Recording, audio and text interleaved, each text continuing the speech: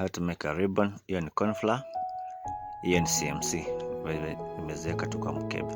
So you roll something like a snake. Make sure you dust your table, then you roll it. You press it like that. Don't make it bigger, just like that. Don't make it light sana, kwa bit thicker kidogo. You roll it, stretching it, keep stretching it.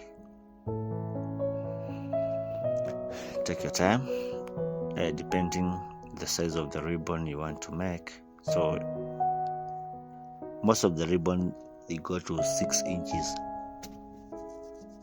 So cut the both sides, then at the center straighten it. After you straighten it, now you have to mark and turn it. So you apply water at the center and to the edges. Then you unfold at the center. You bring it to the center like that. You take the other side. You bring the center the same. You press it.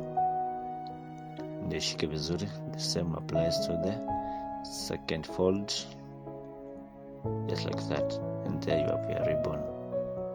Already you can see the ribbon. So just cut a strip there, apply water, then you use it to close that part at the center.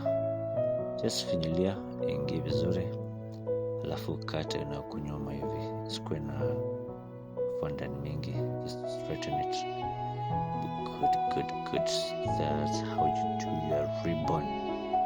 Remember, it has a little bit of CMC. Usike mingi, ukiweka mingi hautaweza kufold, itakuwa inapasuka. So that you make some strips katikati ya ndio ikae kama nguo.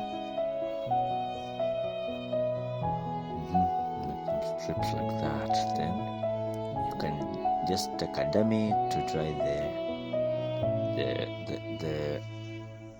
the ribbon, or you can just put direct to the cake. So here I'm just making the ribbon to have some effects, the folding. Then that's a dummy cake for a student though. Just place kuwekele ikauke, then you take your skewer, you hold it.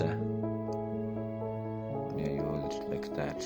You hold it like that for it ready to dry, ikiwa straight.